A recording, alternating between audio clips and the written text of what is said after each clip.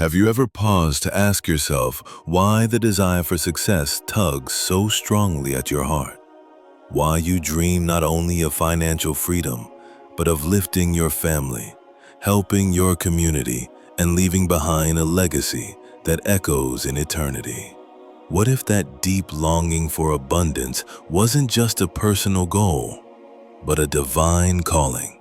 It's not far-fetched to believe that Allah may be the one who placed this desire in your heart, not for selfish ambition, but as a sign that you've been chosen. Chosen not just to accumulate wealth, but to carry it with purpose, with sincerity, and with compassion. In this video, we'll dive into the Islamic perspective on wealth, how your financial aspirations might be a part of your divine mission, and how being entrusted with provision, Rizq by Allah, can transform not just your life, but the lives of everyone you touch. Because when wealth is paired with faith, intention, and responsibility, it becomes more than currency. It becomes legacy.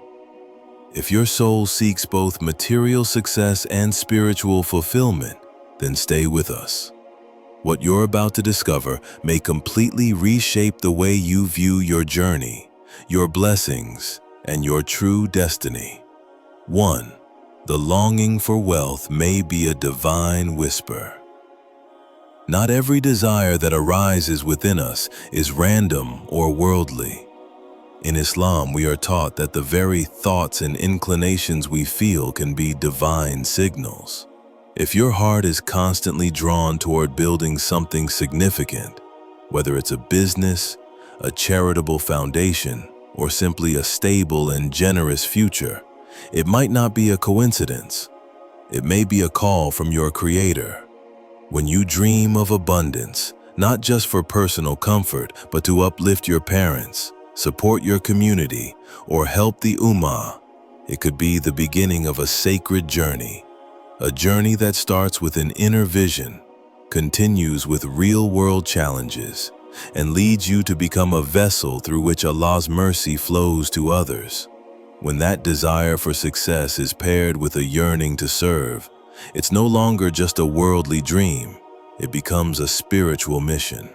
Some are tested with scarcity and asked to be patient. Others are tested with plenty and asked to be generous, humble, and wise.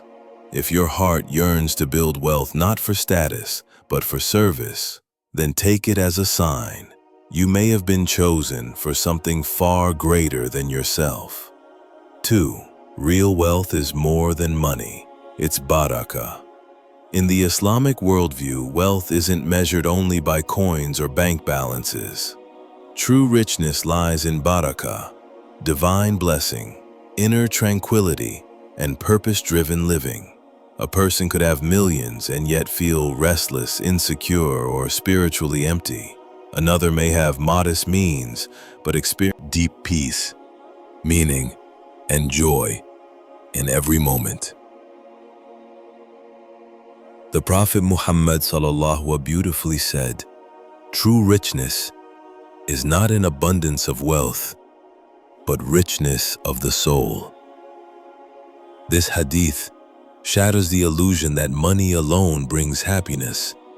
Real success is when your wealth enhances your character, not erodes it.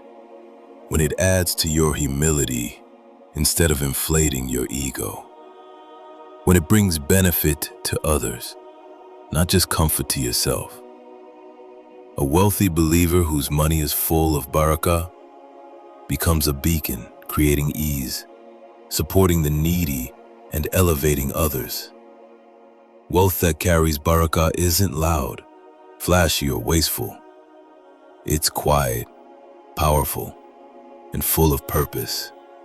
It nourishes not just the body but the soul, and it continues to bless you even after you've left this world. 3. The best of people are those who bring the most benefit to others. A prophetic truth. This beautiful hadith of the Prophet teaches us that greatness in Islam isn't about accumulating the most, but about giving the most. When Allah blesses someone with wealth, He's also offering them a unique opportunity to make a lasting impact. Wealth in the hands of a sincere believer becomes a tool for good, helping orphans, supporting dawah projects, funding education, building wells, creating jobs, or simply bringing relief to someone in pain. Every act of giving becomes a ripple that touches hearts and earns divine reward. This hadith transforms the entire mindset around wealth. It shifts us from personal gain to collective upliftment. It reminds us that real status in the eyes of Allah isn't in what you own, but in how you use what you've been given. If you've been granted the ability to earn and give, to build and uplift, then you've been entrusted with something sacred. The more you serve with it, the more Allah blesses it. He opens new doors, multiplies your efforts, and turns your dunya success into an investment in your akhirah. 4. Wealth is a trust, not a possession. Islam makes it clear that we are not the owners of our wealth.